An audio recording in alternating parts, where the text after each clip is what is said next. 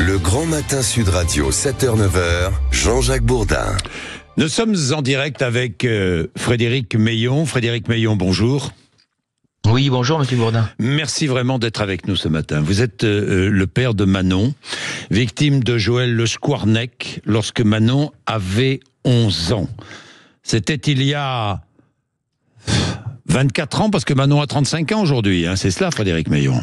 Oui, c'est tout à fait ça. Elle a 35 ans, donc ça fait 24 ans pratiquement jour pour jour, puisque la date entre guillemets anniversaire, c'était hier, le jour de son audition au tribunal de Vannes. Je le disais tout à l'heure, on a beaucoup parlé du procès Pellico. Je trouve qu'on ne parle pas suffisamment du procès Le Squarnec, parce que ce qu'a fait, les actes commis par cet homme sont absolument inqualifiables et insupportables. C'était il y a 24 ans, donc votre fille est opérée par Joël Le Squarnec.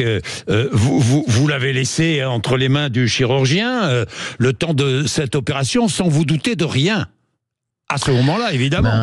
Oui, effectivement, oui, nous, on fait toujours confiance. Bien sûr. On faisait confiance au chirurgien, la blouse blanche, l'auréole. Effectivement, on n'a pas le choix. Elle souffre. Nous pensons qu'elle souffre de l'appendicite. Elle se fait opérer par ce chirurgien. Il se passe pas grand-chose à part que elle sort de l'hôpital et que physiquement tout va bien. Et la suite qu'on connaît n'est pas celle attendue, évidemment.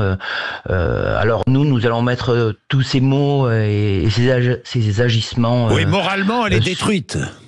Voilà, c'est ça. Nous on met ça sur l'adolescence. Oui. On n'a pas d'autres repères. On n'a pas raison de s'inquiéter outre mesure. Bien sûr. Et voilà, jusque son âge de femme, elle va commencer à se faire suivre par des psychologues, et ça dure toujours. Elle a fait une tentative de suicide. Bon, voilà, ce sont des choses qui sont graves et qui sont effectuées par un chirurgien en lequel on avait toute confiance, qui nous a trahis.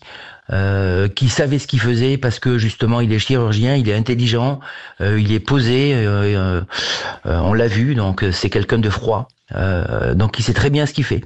Donc c'est ça que moi j'ai pas compris, et ma famille non plus. Pour quelqu'un qui ne montre pas de sentiments mais qui a beaucoup de recul, il a forcément eu des moments où il était en toute conscience, et pendant cette conscience il a pas su. Il s'est pas fait aider non plus, mais il n'a pas su se dire il faut que j'arrête de briser des familles, il faut que j'arrête de briser les enfants, parce que il a brisé des familles, et il n'a pas fait ce geste-là. D'humanité, pas une seconde de conscience, vous avez raison, de prise de conscience des actes commis. C'est ce qui est absolument inexplicable, affreux. Frédéric Meillon, vous êtes retrouvé face à lui hier au tribunal. Vous avez dit j'ai eu du mal à garder mon calme. Ben, on l'entend peut-être encore aujourd'hui. Voilà, on est en colère. La colère, même si elle est maîtrisée, et si elle était maîtrisée hier, parce qu'on était dans un tribunal et devant une cour d'assises. Oui. Alors déjà, devant une cour d'assises, bon, voilà, ça, on n'a pas l'habitude, hein. Oui, mais il était effectivement, il était à 2-3 mètres de moi. Et de ma femme et de Manon, bien évidemment, qui était passé avant nous.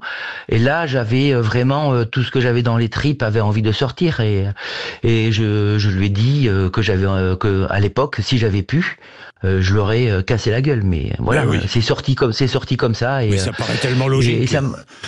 Oui, mais ça nous a fait du bien. Je pense que ça nous a fait du bien. Oui. Voilà. Bah, bien sûr. Alors, vous avez choisi d'accompagner votre fille lors de ce procès. Les parents qui accompagnent leurs enfants lors de ce procès sont rares. Oui, ils sont rares, parce que chaque histoire est unique, hein. Donc chacun vit sa douleur. La douleur est personnelle.